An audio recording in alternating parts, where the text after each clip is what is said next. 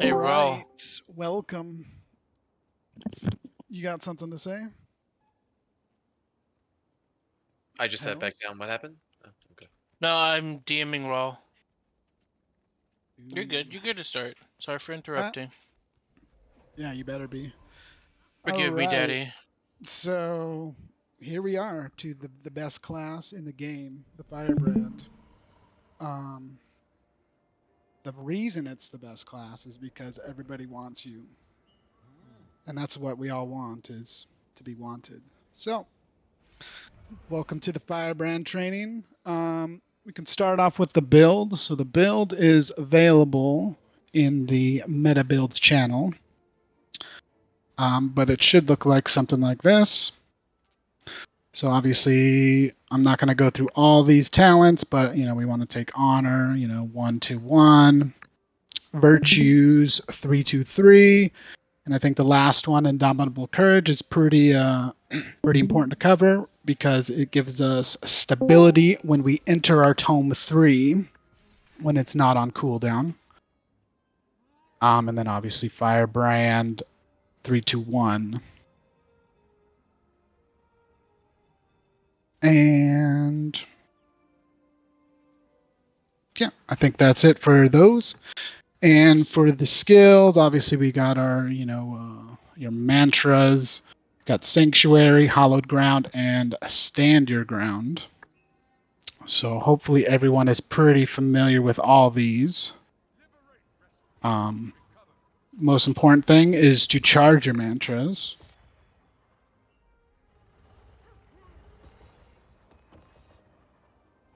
So let's see. I guess we can just talk about how to approach Firebrand and what we do in common scenarios. So I think our most important thing is obviously we're stacking on the commander, and stack. And so different commanders will call different abilities. So some will call Firefield, some will call Empowers, and some want to call Symbols, which is the symbol of swiftness. So I guess I should jump into the equipment first. So obviously we want to be running all minstrels with superior rooms of the durability. And then obviously running a staff with concentration and energy, and then mace and shield with concentration and energy. And same for all your trinkets. We run all minstrels. So when we're lined up on the commander, he's either going to call us, fire fields. Usually we don't put down a fire field as a firebrand. We usually rely on other people too. And then when someone obviously puts down a fire field, we just staff 2 to blast it. And this right here brings up a very good point. So if someone's calling fire fields, you definitely do not want to be putting down symbols. Mind if I So, just jump in real quick? yep. Yeah, so if you don't have a Tempest or a DPS Scrapper in your party, it probably would be beneficial to put down on Firefield. So book 1, page 4. Just because, you don't have those other classes in your party that can provide it for you. Just to make sure that your party gets it. But Yep, good point. So usually we have enough people, so you can blast other people's fire fields. So if there are a few tempests, we usually run with a few tempests. So we usually don't do that, but yeah, as Ralph said, book 1, skill 4, and then you can get out and blast it. So typically, we'll call fire field, so you blast it. And sometimes we won't call empowers, but usually I'll just empower right after, just to get out of the way. Unless the commander is calling for empowers, then we want to wait until they actually call it. So that's something you just kind of learn with who's ever commanding, and just their style on how they play. So obviously our most important button, right, is stand your ground. So when an enemy, so when we're facing the enemy and they're, they're lining up over there and we're empowering and we're about to go in, we want to press stand your ground before we get into range of attacking them, which is roughly 1,200 yards. Is that what they call it? I don't know. Units, Units. range, whatever. How far is that? I actually don't even really know, but pressing your stand your ground early is better than pressing it late for obvious reasons. So your So, staff 5 is 1,200, right? So you could open that, and as long yeah, so that's 1,200 right there. It's easier to Yep. see the line. so right when we're going to clash, you probably even have to do it sooner than 1,200 because obviously if they're running mesmers, right, they're going to throw out their line and pull, which seems like it's going to be a lot bigger than 1,200 as far as, just distance, right? They can put it out and then they can pull from there. So just making sure you get that out early is the most important. And then, as we're clashing, using your mantra of solace, so your heal, is going to give your party Aegis. So as we're running up, we're pressing stand your ground, getting close to, clashing. We're going to, hit the Q so everyone has Aegis in your party.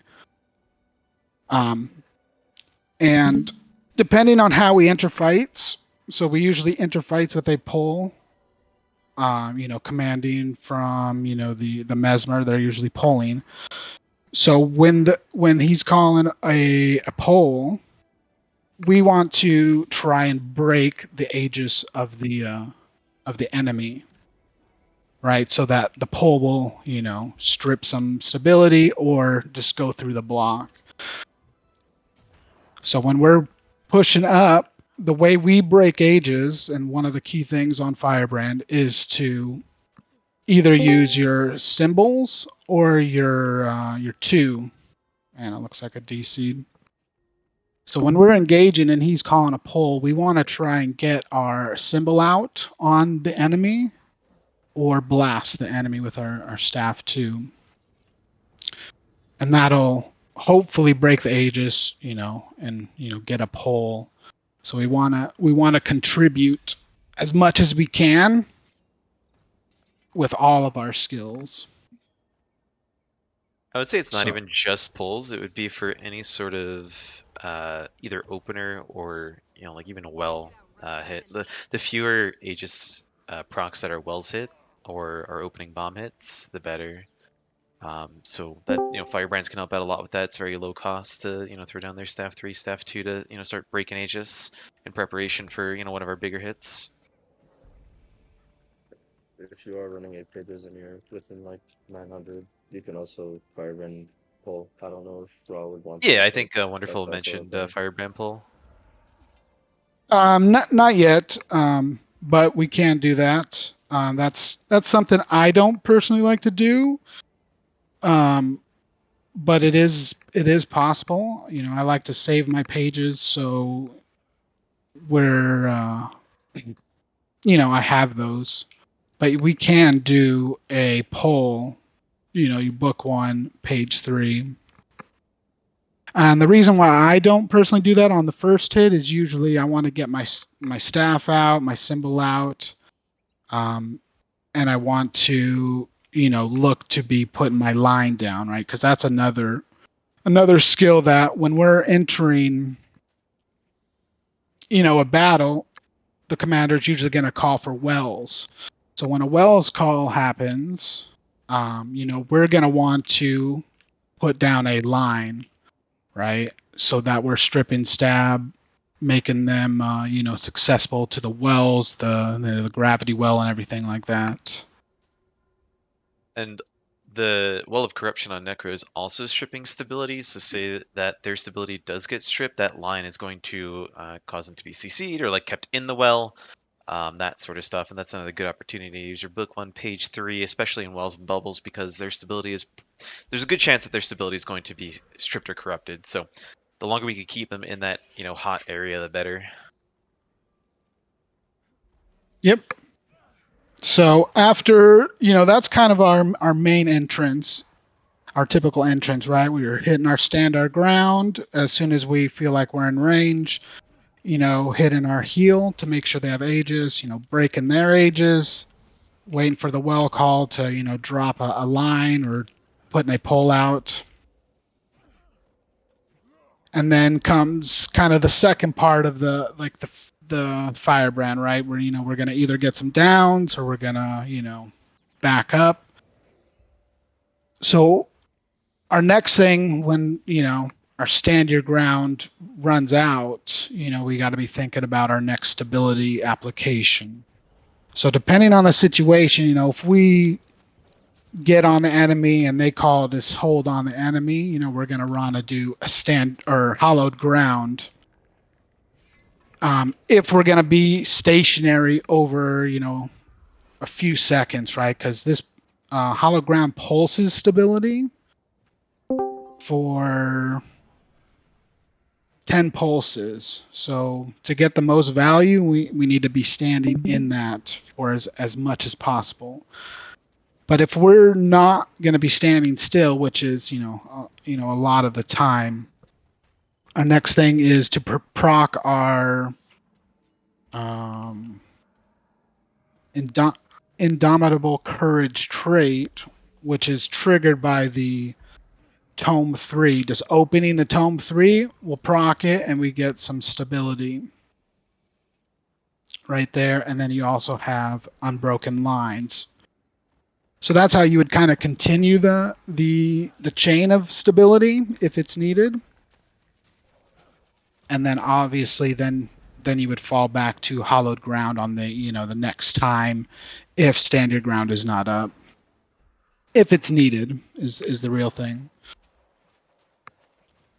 So typically when we're moving, we want to try and avoid hallowed grounds unless we know we're going to be staying there as soon as or as much as possible for the application. Obviously the hallowed ground benefits more than just your team. Obviously it prioritizes your team, your squad. But it can also help the people walking through it at times. And so at that point, you've already used all your staff skills, so then you would want to either, you'd want to swap your weapons, especially during the downtimes when you don't have stab or when you don't know if you're, if stab's not going to be available for a few seconds, you definitely want to be using your, your mace shield combo, which is going to be our second most important thing on the Firebrand, is providing Aegis. So your two skills here, so Shield 4 is going to provide Aegis, as well as Shield 3, which is also going to do protection. If you get hit, it'll pulse out protection and Aegis to your group. So the most important thing when Shield and Mace is when you don't have stab and you're kind of in between where you've used all your stab, you don't want to commit a hallowed ground, and you have a few seconds till stand your ground. That's where Aegis is going to save you and make sure that your team is not going to get pulled, not going to get CC'd right away, and it'll buy time so you can get your stand your ground. So to recap, there is stand your ground into Tome of Courage when it's off cooldown. So if it is on cooldown right here, you're not going to get the stability the next time you go into it until a minute later, which is where the Aegis comes in and will help you get by till you stand your grounds up. And then also you have Q, your heal, which also pulses Aegis. So I think that kind of covers stability and Aegis. Does that kind of make sense? Is there any other questions or anyone want to chime in? Question. You mentioned that it's gonna take a minute for the courage, like the Indomitable courage, to like recharge, and the debuff does say that, but like both tooltips, like of the tome itself and Indomitable courage, says 30 seconds. So, which is it? Are you talking about the It recharge is on the? Go ahead. I was just gonna say right here. So the Tome of Courage, right? It's active, right? It's not on cooldown. No, I mean the stability you get from Indomitable Courage. The tooltip in the trade itself says 30 seconds, and on the book itself it also says 30 seconds for the passive, but when I like open and close my book, it says 60 seconds, and you mentioned 60 seconds as well? Correct. As far as I know, it is 60 seconds, even though it says 30 seconds here. Okay. So the 30 seconds is for the interval. The interval being the passive effect of Tome of Courage, right? Oh, okay. And then the passive is gain Aegis periodically. So the actual provision of stability and the other boons and the stun break is a 60-second timer. Okay, but the stab from Indomitable Courage when... Indomitable Courage stab is 60 seconds. The interval of Aegis application on the passive is 30 seconds. That is weird, but okay. Yeah, it's very confusing when you look at it, but yeah, it's a minute to get the effect of the stability, which is what we should pay attention to. Obviously, Okay. the periodic Aegis is not something we keep in mind really. Yeah, that's very confusing. Okay. With respect to that covering stab and Aegis, do you plan to talk about the elite mantra and its applications in like book 3 and its applications as well, or? Yep. Okay, cool. Yep. Cool. Yep. So we can definitely jump on there. So I mean that's like the main thing, stability and Aegis, right? If you can get those down, you're gonna save yourself a lot of headache, right? That's gonna be everyone on your party is gonna be alive,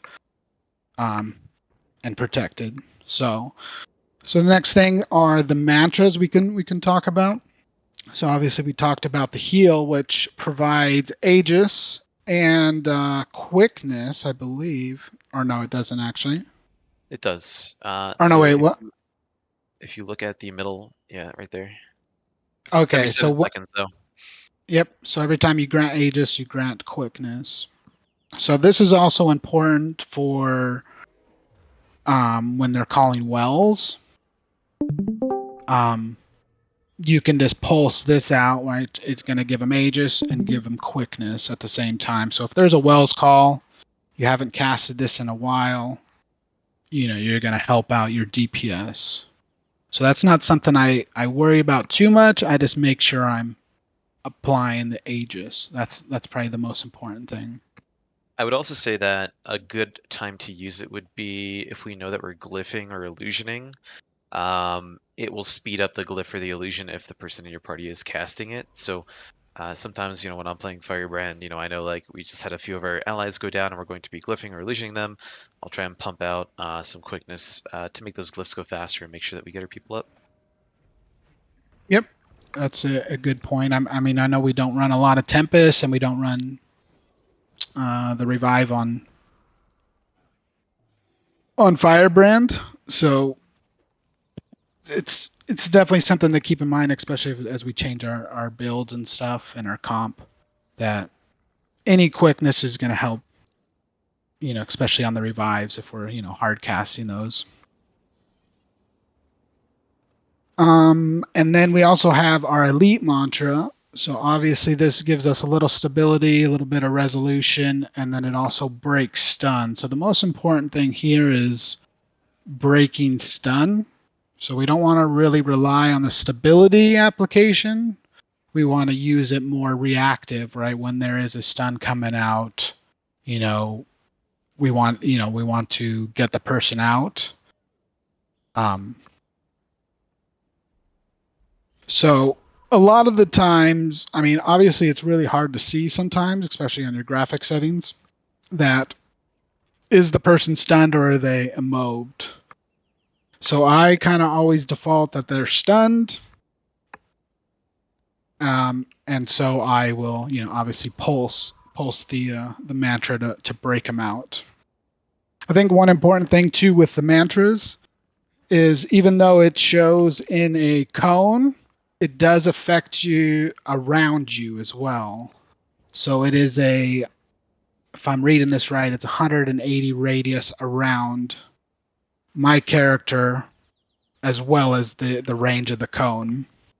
So the range is 450, the radius is 180. So usually I try not to rely upon the radius. So I try and face the person or group of people I'm trying to stun break. And one thing that you could try and build into your application of this is like an about face usage of it. So you kind of just like about face, throw it behind you, like if we're leaving an area and people might be stunned behind, and then like about face back. So that might be more, I don't want to say advanced, but it's just like extra buttons to hit. But it's very helpful to just like do an about face, apply it, and then about face again. It's very quick. That just kind of ensures that you're getting the people behind us. Yeah, definitely. The most important part of it is the cone, but it does affect around you. So if your team's in, pretty close around you, you don't have to always turn around. And yeah, if you're comfortable using an about face, that's something you should definitely, keybind or re-keybind. I'm not sure the default. I don't actually use it myself, but that is definitely a good thing to get used to, especially on other classes. Just about facing seems to be recommended a lot. I'm a just swing my mouse around kind of person, but let's see. So yeah, the mantras, talked about the stun break. I think one important thing too is the charge system. So I typically do not like to use the last charge if possible. Obviously, some situations call for it, but you should not try to use the last charge, as it puts it on a 30-second cooldown plus the recharge time, which is like a couple seconds. So just keep in mind of your charges and try not to use them is the best option.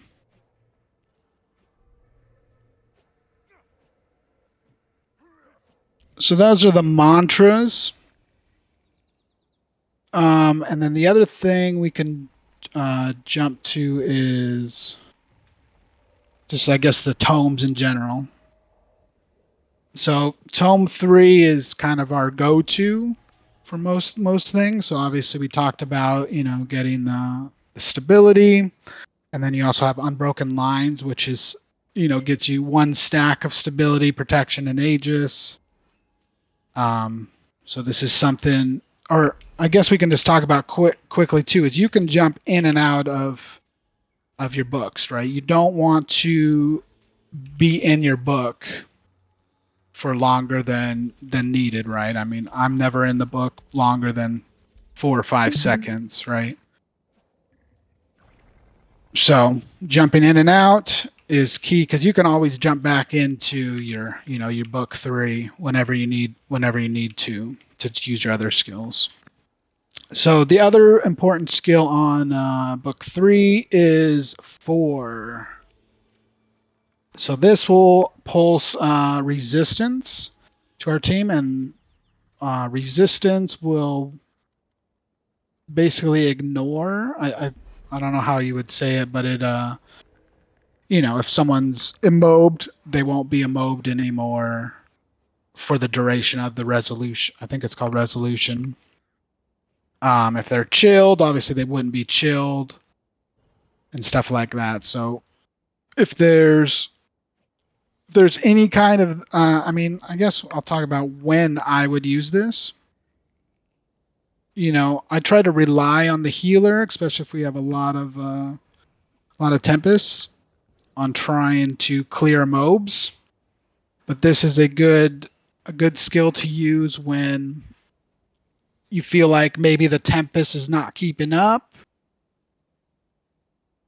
or you know, it's kind of a crucial situation. I think one of the main times that I like to use this is when we get caught in a bubble or winds. I think it's always a good call when, you know, a bubble comes out. You know, they're gonna focus their damage, and you know, the crowd control and everything. You know, like immob and all that. That'll just make sure everyone can get out of the bubble. I think that is probably one of the best ways of using it. And I think one other thing too, which I kind of missed on, was you should not be looking at your party like this. Obviously, you should be looking at it as, you know, the grid, right? So then you can see the you know, the conditions stacking up on your team. I would say the resist field is also pretty important for like melee grinds, like when we're on top of the enemy. So it's not only going to neutralize immob, cripple, chill, it's also going to neutralize blind, weakness, slow, which are pretty big debuffs on your damage. So you know, making sure that we have resistance during those crucial times where we need to like outgrind the enemy is going to help us out quite a bit. Yep. There's some groups like you know, Indo's group, for example, that runs like 7 chronos, right? And the chronos, you know, can pump out a good amount of slow. And I think some weakness too, but I think mostly slow is what they pump out. Clearing that, or at least making it, you know, useless for them, is going to help our damage quite a bit. Like when we're just head to head, similar to like the fights that we were having last week with him. Yep. So, as far as book 3, those are the only 2 skills I really use. You know, we definitely do not want to be using any of these others, really. Those are more, you know, using up your pages when you can use them for, you know, book 2. I think the only one that you would consider implementing in, if you feel comfortable with your cadence of providing stability in Aegis already, is page 2 on book 3, which is a taunt. That one's not bad. That, you know, is another one that will take a stack of stab every 0.75 seconds. It also procs your stoic demeanor to get more resistance and might out. It's only 2 pages, so it's not a bad one to implement into your rotation. If you feel comfortable that you're not burning through pages too quickly already. Yep. Yeah, I would definitely say that's more on the advanced side once you're more comfortable, you know, with everything else. Definitely agree there. And book 2, I think the main 2 or main 3 would be page 5 or skill 5, which, you know, converts conditions to boons. So I typically as I said, you know, let the Tempest, let the Wvnderful kind of handle the conditions. But if I do see them stacking up, you know, it's not, you know, if you have the pages, it's not a bad idea to help out and, you know, clear, you know, a big chunk of those, right, for your group.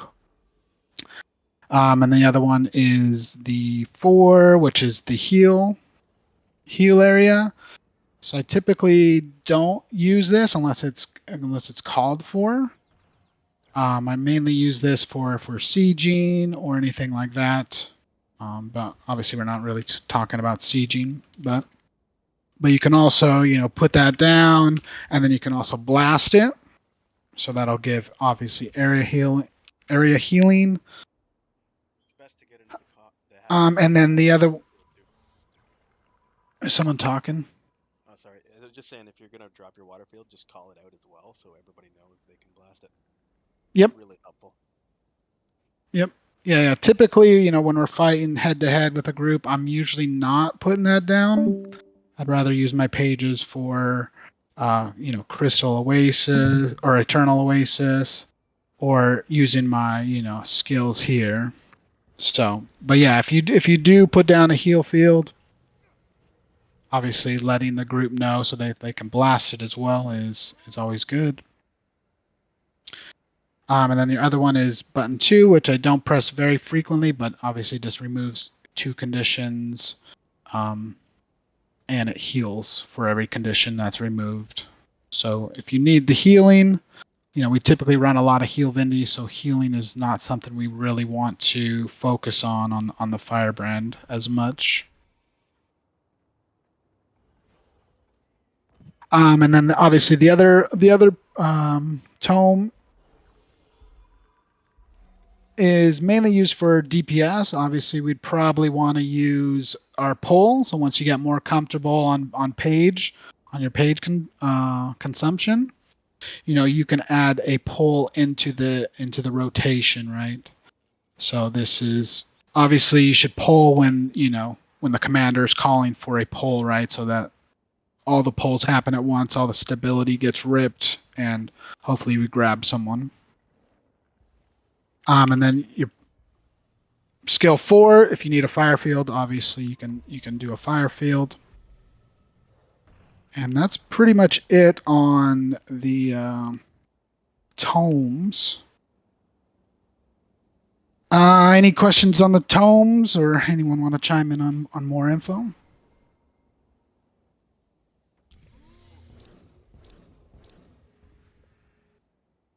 Excellent.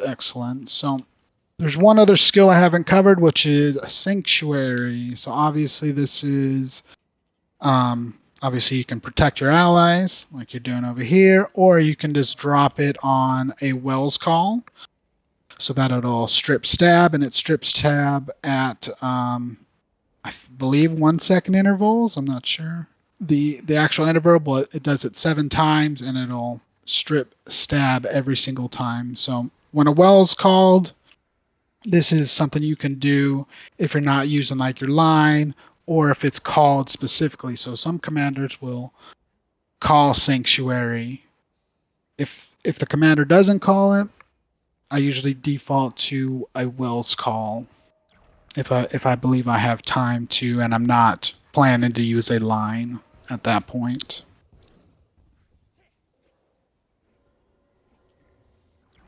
So I had a question about Sanctuary with Wells, right? So if we call Wells, do I want my Sanctuary in the middle of the Wells? That doesn't make any sense to me. You want it like somewhere around it to knock people into the Wells, right? That's the point of Sanctuary? Or am I completely misreading this?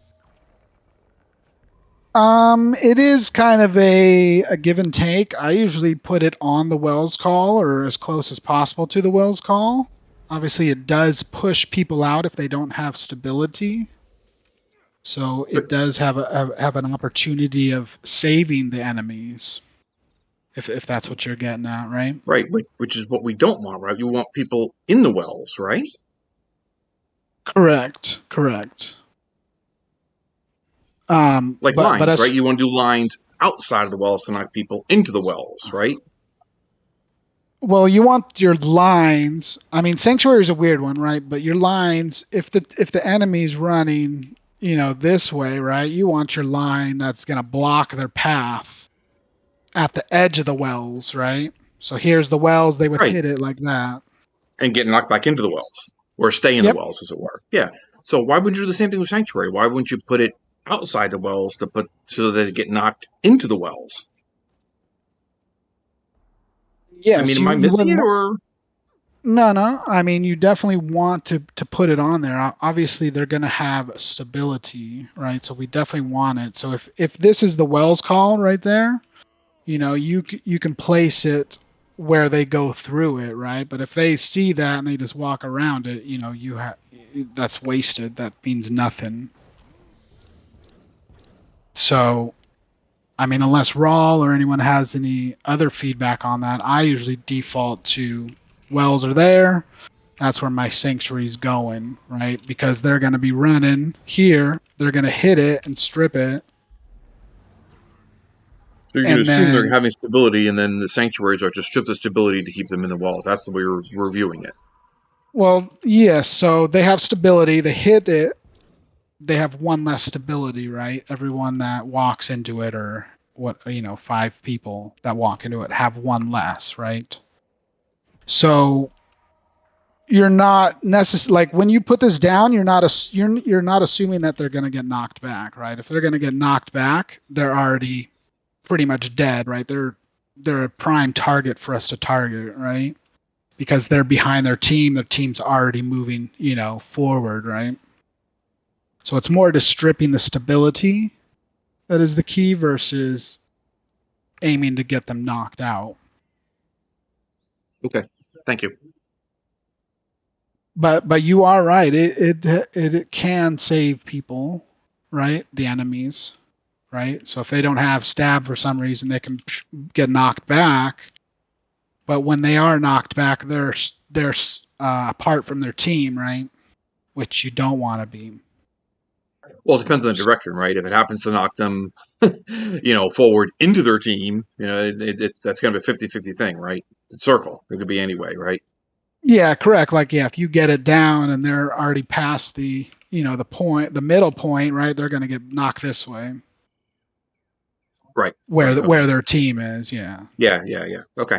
But if they don't have stability, they're gonna be stuck in the well. Well, I guess they would get knocked out. I don't know the priority of how that works. I think they get stuck in, right? So Like if there's a gravity well. yeah, right. I understand what you're saying. So he's basically saying that when you drop it on them and you drop it on the well, right? If they have stab, they hit that. They have 1 stack of stab. Now they're stuck in here, right? No. It pushes you out. It pushes you out. Okay. Sanctuary pushes you out.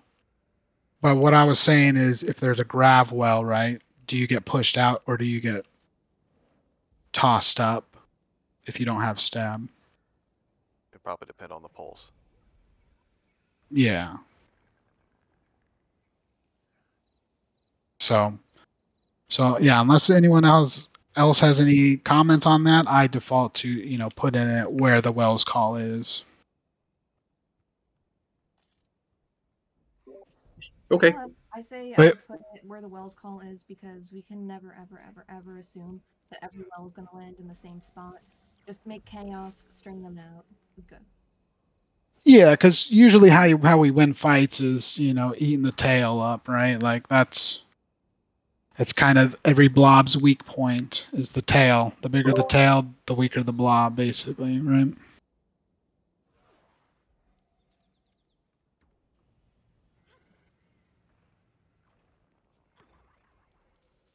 Mm-hmm.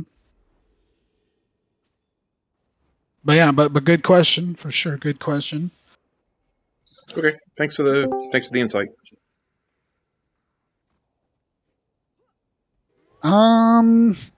Any other questions?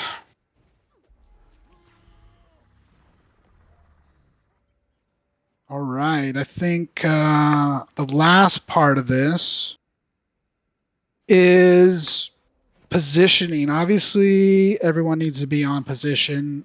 I think just being a firebrand, your position, matters a little bit more. Obviously, being, if the tag's right here, you want to be between the tag and the enemy group that is over there at heart or whatever. So obviously just keeping yourself between the commander, but you also want to be as close to the commander or close to the center of the group. So I always default towards to the the commander, right? That should be my indication of where I should be, is where the commander, not where my party is necessarily.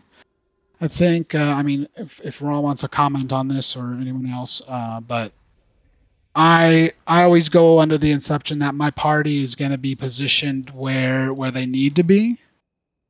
So if I'm, whatever this distance is, this is kind of my default position from the commander. I assume my team is going to be right around this area, right? So I think that is one of the things that'll get you killed as a firebrand or just kind of mess with you, is especially if you try to chase your team members. So if I'm here, I want to be, with the commander, right? I feel like this is the center of the group. I want to be here, and I'm assuming my team is here. So if Hell's over here decides to go do his own thing, I consider him dead, basically, right? Like, I'm not going to go over there and save him to threaten the group, right? I think that's one important thing is saving one person versus, saving the 3 other people in your party. Obviously saving the 3 other people. Yeah, let Hells die, noted. So if someone's trailing off, obviously you don't want to go and trail yourself off. You want to wait for the commander to realize that the tail's getting too big or whatever and says, hey, we're turning around, let's get our people, kind of thing, right? We always want to be as close to the commander and be close to this, this is kind of where I defaulted, right? The commander's there and I'm at the edge of here. So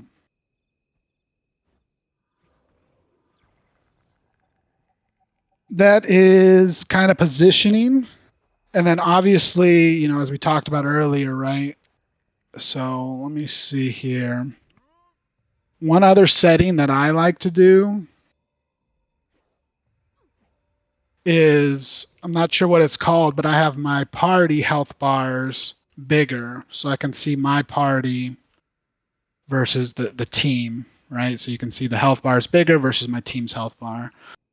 So this just allows me to see where my team is compared to my position. So if they're a little struggling and going a little behind me, I can turn and hit them with the, my heal mantra or my stab mantra, right? So that is one setting I would think about adding to your game. So let's see where it is.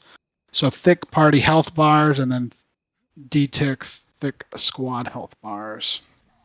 So that just helps me know where my team is, and if I see lethal, squirreling off, I know to, yell at him or, just know that when he screams at me because he didn't have stab, I know why he didn't.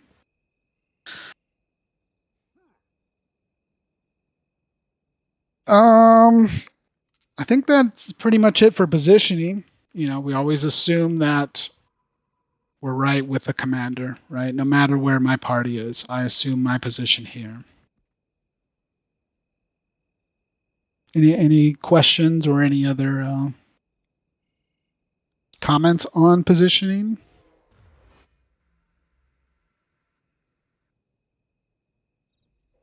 All right. And one more bonus section. Probably the most important section is bags, right? So firebrands don't get bags. That is the lie that everyone tells you. Let me tell you how to get more bags as a firebrand. First off, using your staff, hitting enemies with your staff, hitting them with the blast.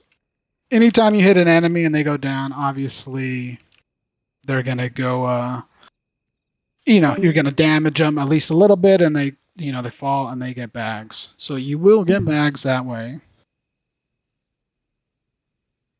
And then the second way you get it is by being nice to your team and them giving you bags for keeping them alive. So as someone pointed out, I don't even know what your name is, but yeah, firebrands definitely get more bags in DPS. Unless the DPS is, a little stingy, which happens, but typically firebrands get quite a bit of bags. So obviously, one of the best ways to get more bags from your team is to communicate. Obviously, communicating with your party, party chat, stuff like that. Communicating with your team is always a good way to, build camaraderie and make them, more likely to give you some bags because, they feel like you're contributing and being that nice person.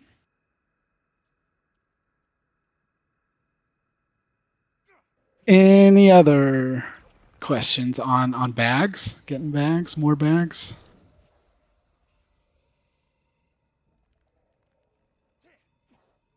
All right. I think that is it on the training, unless anyone has any questions overall. I mean, I think we can call it here. It was a good 20, 25 minutes. So yeah. I think to put it all into perspective, we should run a raid right now. An all Firebrand raid. We'd sustain very well. Yes, yes. I mean, So you guys can do that. Ah, I mean, I don't know who would command it. I mean, I know Hells is here. I think he might be interested, which I think he mentioned. Q1 EBG. Yeah, I think Hell messaged me earlier. He said he might be interested in tagging today, so we can hit him up. I think, and Harmony's gonna do it later tonight. Oh yeah. more of a RVR. Oh, okay. Well, yeah. Yeah, it's an RVR against my guild for the first hour. Girl. Gotcha. Awesome. Appreciate you guys coming out, learning. I think one other thing too is if you don't feel comfortable playing in CO as a Firebrand, obviously just joining pug tags is the best way to practice and not, worry. But yeah, I look forward to seeing some new faces and Firebrands, and then I will take the DPS role. Of course, right? There's no jail.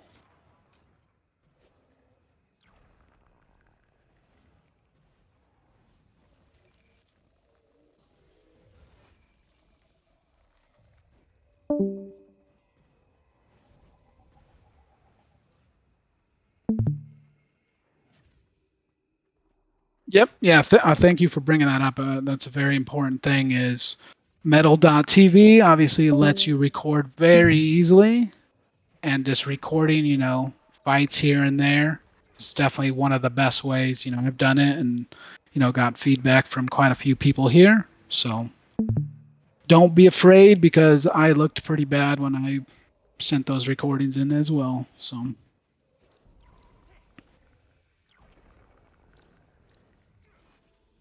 All right. Appreciate you guys' time. I thank you all for letting me watch and for streaming. And one day, maybe when I'm paired with you guys, I can run with you guys again. Yeah. So, We bye. could transfer now. We can pull you back now. I can't. I don't want to leave where I'm at now. Okay. But thank you anyway. Thank you guys. No worries. Thank you for joining us. Thank you, Fox. Yep. Thank you. Thank you. Yeah, thank you.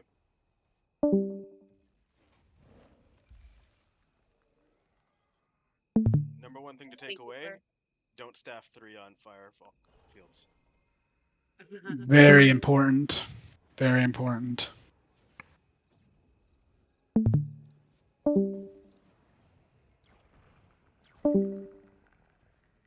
There we go, Hells. How was that? The expertise. You did good. All right. Thank you. Thank you. I learned. You're running the extra pages rather than the quickness. Is that the official brand? This is the CO build. Oh. So That might be outdated. I think we run the quickness. Liberator's Vow. No, don't we? Or is that? It's we're not running not. I think it's not. I mean, if you look at the link, I double checked it before I started this to make sure I was using the right build. Maybe it's just not updated in the link, but the link that's in Meta Battle or the Meta builds shows it this way, right? It might be one of those optional things. Okay, then I have the wrong build. So, well, the reason why you go this one and get the pages is because you go for Stoic Demeanor versus Lore Master, right? So if you were to go the Liberator's Vow, you'd want to go Lore Master, but my understanding is we want the resistance from Stoic Demeanor.